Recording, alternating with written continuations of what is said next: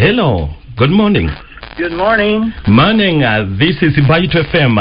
How are you, sir? I'm fine. His Excellency Kail Makata. My name is Sami Molinge. My co-host is McDonald Matthew. Okay. Welcome to Bite FM. Bite FM is a vernacular station broadcasting from Nairobi to entire Lower Eastern and Nairobi, Kirinyaga, Meru, Kajiado, and other counties surrounding our area. Wow. Let me say, Kamba Nguyaseo. You know a bit of Kamba? you just heard it. Just say one? Yeah. Just try to say Uvo wenyu. Well, say it again. Uvo wenyu. Uvo wenyu is asking how are you, and then you reply Museo. Yeah. And I understand you know a bit of Swahili. Then you can say a bit of Swahili to our listeners. Kidogo. I'm Jambo. Jambo. Karibu sana, His Excellency Kail Makata. Now, to start our interview, are you satisfied with what Kenya is doing to curb the spread of COVID-19? Well, I think everything has to be put in perspective, and I think you look at what's happened across Africa. I think it's evident that the leadership in Kenya has made some wise choices. They put the emphasis on the people, and you know we can't just wait for some vaccine to come save us. Right, and it's not another grant from the World Bank or another grant from even the United States that's going to save us. What's going to save everyone that's dealing with COVID is personal responsibility. Yeah. And so I think for the Kenyan leadership under C.S. Kagwe, been happy that he has been talking daily. Think about it. When's the last time you saw a minister update people daily on any issue? So I think it's a good thing to let people know where we're at. I think it's we have to. You yourself and your station have the ability to change the situation quicker than anyone, because you can speak to the people. You can speak to the Wananchi and say, listen, do the right thing. Social distance as much as you can. Wash your hands, cover your face, do the basic things, because these little things are what makes the big changes. And so you're in a great position to be able to, you're not a doctor, but we can do a lot of good to promote good health. His Excellency, I understand America is the largest international investor in Kenya's AOD sector. Kindly, sir, could you tell us what America has done so far to support AOD system in our country, specifically fighting this pandemic? What people need to know is that this started decades ago. So for over 50 years, the United States has been investing in the health of the Kenyan people. Whether it was 800 billion Kenyan shillings and that far to deal with HIV/AIDS, our providing training for 34,000 healthcare workers, but specifically, even during this COVID crisis, we've trained 1,600 healthcare workers just to deal with COVID in 35 different counties. And so, what we've been doing is a continuation of what we've done for decades to invest in the healthcare. And what we've invested in, in the last 50 years is paying dividends today, because a lot of those healthcare workers that were trained before COVID are ready to treat COVID today because of our partnership and our friendship. But we're doing other things, many other things. And one of the things I can announce today, which is the first time this has been made available, and that is that over 1 billion Kenyan shillings are going to be going to the most vulnerable populations through cash transfers. And that's something that we think is important, because you can't just tell people to stay home if they have to eat. And here's the great thing about the Kenyan people. Yeah. They're willing to work. They're not just going to sit at home and be hungry. They want to get out and work. And so for those that can't, those that are most vulnerable, and really need to stay at home so that they're not exposed to this invisible enemy of COVID, we need to help them. And I think, if the United States can help in this way, that's great. But I think the Kenyan people need to help the Kenyan people. The neighbors taking care of your neighbor is probably the one of the best things can happen during this crisis. Definitely, yeah. COVID is really anti-Kenya because the Kenyan people love being close. They like shaking hands, hugging and staying close, and it's very difficult. Don't touch anyone and stay, 1.5 meters apart. It's tough for me because I like being close, and I have to admit I hate wearing these masks, but I wear it. But we'll get through this. But we have to take some basic precautions that will help everybody. So, from the above, sir, how can you rate U.S.-Kenya relations currently? I don't know if it's been any better. I think it's this is a time where our friendship, people are thinking back at all the things that we've done, whether it be by health, whether it be with water programs. I think here's the proof of it. Here's the proof that this relationship is at its high. The United States looked to Africa and they said, who do we want to increase trade with? Who do we trust enough to have an agreement to where it's fair on both sides, and we elevate the amount of trade by 4 times, 5 times, 10 times, even 1,000 times? They chose Kenya. And so this free trade agreement that we've been working on and will continue to work on, Kenya is a special country in Africa to the United States of America. And the fact that we chose Kenya, we didn't choose the neighbors. Definitely, we didn't choose Tanzania, Uganda. If you look, we chose Kenya. And so this is a great opportunity for us to work together to increase trade between our countries and increase the prosperity to the Wenanchi. So is America feeling or being threatened by the latest China-Africa relations? The United States is, I don't talk about this much because I talk about what we're doing. And this goes back to this relationship, this friendship. We are going to do things in such a way that Kenya knows that we're their good friend. Meaning that when we come to build a road, whether build a bridge, whatever it might be, we're gonna do it with Kenyan people. Because that's the right thing to do. We're gonna do it to a quality level that it's the best. It's not gonna, when the next big rain comes, it's not gonna wash away. Yeah. We're gonna do it with ethical standards that there's gonna be no brown envelopes. And we're going to do it at a price that's affordable, that doesn't push Kenya into debt. And so, many people have said, why don't you do this quickly? Well, timing is everything. And we're not going to be some kind of a predator, impose debt on anyone. So here's the contrast. That's what a friend does. Friend deals, you deal with people the way you want to be dealt with. So I think, I never talk of, say, what about your competition? The United States is the competition. His Excellency Makata, back to COVID-19. What are your feelings regarding how China has handled the whole issue of COVID-19? Your feelings? I can't comment on how they dealt with it, to be honest. I will tell you this.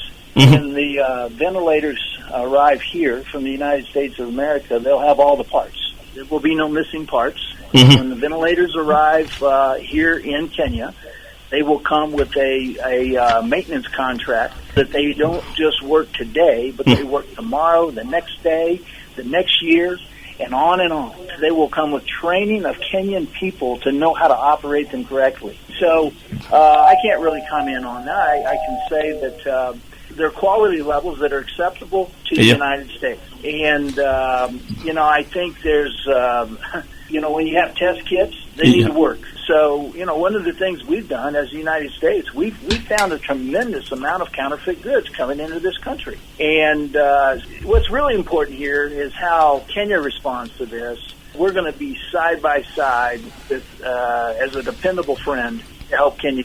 His Excellency, coming back to you again, the world has been watching the recent happenings in the U.S. regarding to the death of George Floyd. So many questions have been raised. Do you agree that Black Lives Matter, and what assurance is there for our fellow Kenyans who are in America? I believe what's happened is a part of history that we should stop and reflect on quickly and be courageous enough to look at where we're at and how we can be better. I was one of the few in the world to stand up and say that quickly that the actions of these police officers and the killing of George Floyd was abhorrent, and it has to result in justice and accountability for those that are responsible. I think there's nothing we can do to bring back George Floyd back to his family. Yeah.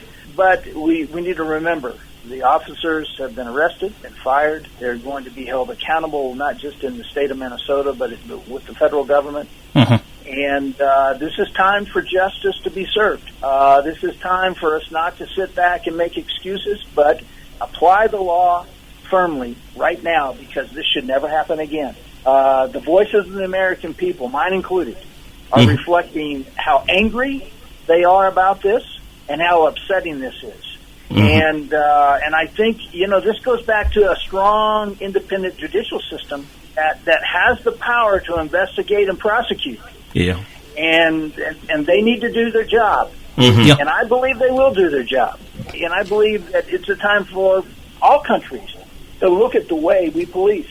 And I believe that we can be better. Yeah. I think, for the United States, everyone looks to the United States as an example. Unfortunately, this is a time that we have not done good. We have not done a good job. And we have to do better. Yes, sure. The United States has to be a better example for how to police right, for how to provide the assurance that no matter who you are, whatever the color of your skin, whatever your economic status is, no matter who you are in America, that you're going to have the same rights as anyone else. And so I believe the ideals of America are exceptional. But it's up to the people themselves to make that true. I think we have an opportunity in the United States to be better. And I think we all have to look at it individually. I have to be better. Sammy, I have to look at how I look at people and make sure that I don't have any biases, that I don't have prejudice, that I don't look down upon people. I have to be myself. I have to be better. We all have to be better. And I believe just as the United States grows up as a democracy, Kenya is growing up as a democracy. Back to Kenya, we understand that America has been funding IPOA, that's Independent Police Oversight Authority. What are your thoughts about on police brutality here in Kenya, COVID-19? Well, listen, police brutality is inexcusable. Anywhere, anytime, by anyone, and in any country, and especially by those that are entrusted with this, with public security.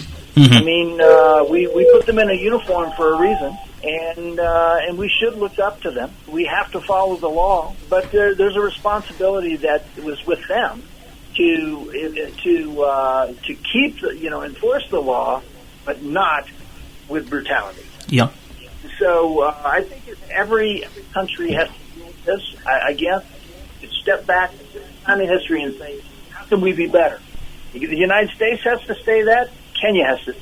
And so I think, it takes the accountability from the people, right? I mean, people, I think protests are great. I think riots are wrong. I think people speaking loudly is great. People taking things that are not theirs is wrong. But, I'll tell you one thing we've done, and we've offered masks to the police so that they can, not for them to wear themselves, but so they can give away. Just like you have the opportunity to help us get through COVID, your message to the people, right? You have this great opportunity. The police themselves have an opportunity to help. Yeah, sure. They can educate while they protect. I mean, instead of shaking someone down and threatening to take them, the police for 2,000, shillings, I mean, and saying, you give me 2,000 or I'm taking you to jail, why not take a mask out of your pocket and give it to them and tell them to be safe and tell them to protect their neighbor? In fact, give them two and have them go find somebody else that needs a mask and give them one. So I think, this is a great opportunity for law enforcement to show that they can be of extreme value. Okay, Your Excellency, again, back to our counties now. Recently, you visited Kitui County, industrial textile company Kikotek, and I bet in many other counties. What can you say about devolution in Kenya? My tour of the whole country was cut short because of this COVID. I was at 43, and I was trying to get to every county. And But you're right. I was there with Governor Charity, and you may not know this, but that was one of my favorite visits because, one, it's manufacturing, and in the United States, my business has been doing very much the same thing. In fact, if you go back to my son who runs the business now, you would see a factory just like that one there. So I enjoyed it. My wife was with me on that trip. Think about this. That was forward thinking. That was forward thinking because now that factory was one of the first ones to help us get through COVID. They were the first one. In fact, I called the governor when it first happened, and I said, let's talk about how can I help you get more masks out the door. And in fact, I had already talked with her about how she could change some of her production methods and get more output and lower the cost and all kinds of things. Because that's my business. That's been my business for almost 30 years. And so I was, devolution matters. The reason is this. It's the best kind of government is the government that's closest to the people. It's more responsive. It listens better. It can react better. It can act. It can give the people what they need. So I think, no matter what you say about BBI and the referendum and all this, you have to say that devolution is going to stay. And so I think it's important that we allow that small, sensitive, responsive, agile government. We allow that to help the people. And so that's why we're going to, in fact, over 90% of everything that we do as the United States to assist Kenya is through the counties with Kenyans that implement our programs. People say, well, how do you keep all this money from being stolen? And aren't people just putting it in bank accounts, offshore? Well, that's rubbish. The last thing we're going to do is put money in a wheelbarrow and put it on the street and tell people to take it if they need it. That's not the way we do it. We work with Kenyans. We have accountability structures set up to where the Kenyan people themselves can help people in the counties. And that's how we get our work done. I thank you, sir. Now, on a lighter note, as we proceed to wind up our interview, on a lighter note, America is heading to elections, Trump or Biden. Whom do you support? Yeah. Where is your support? That's pretty easy. I mean,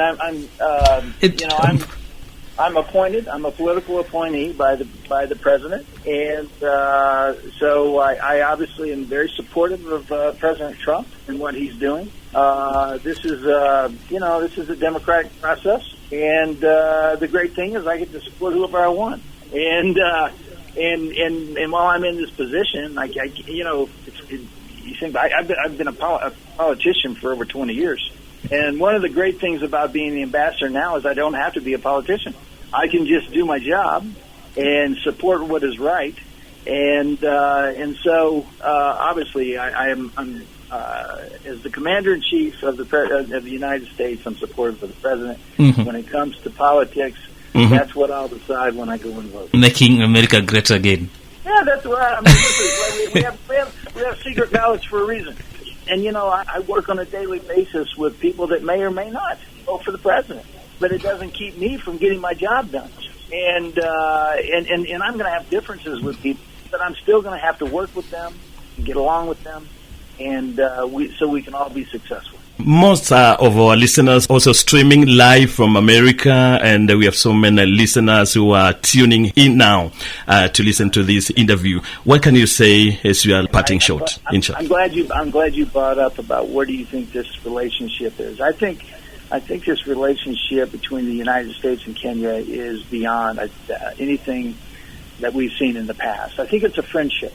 And that's why I always say USA Marafiki, because the United States is going to prove to Kenya that they're the best friend that Kenya could ever look to. And we're not just going to say it, we're going to do it. We're going to continue investing in the health of Kenyan people because we care for them, we love them. We're going to continue to help Kenya go down the pathway to self-reliance because they deserve self-reliance. We want to help Kenya go from aid to trade. Longer should Kenya be dependent upon just foreign assistance. They should never not just be the beneficiary for us, but they should be the benefactor to other nations. So we're going to work with Kenya, and whether it be in health, whether it be in education, the environment, trade, democracy, tourism, security. We're going to continue doing these things because that's what a friend does. And I know that at some point, Kenya is going to become the shining star of for democracy and prosperity throughout all East Africa and throughout the continent. Thank you, sir. We appreciate your time, and thank you for having time with us in Baito FM. Thank you so much. We wish you a good day, and asante sana. Asante sana. Thank you. Yes. Ango. Ngone yobamba do. Sini zaona hii wote tende mtani. Niko area bana. Kizungu cyo iwangale kwezu ngiki chakwa ni cha magi. Thank you.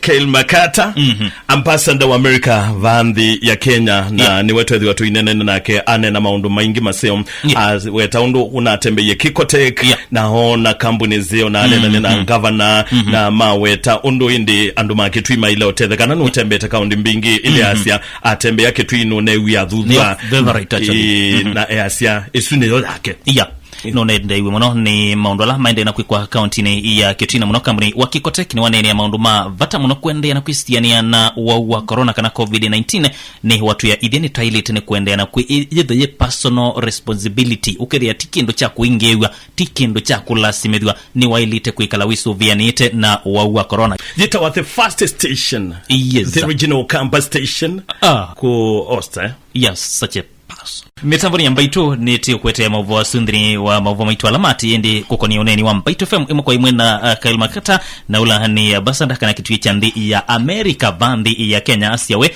ndini wakura siya mwako US support Donald Trump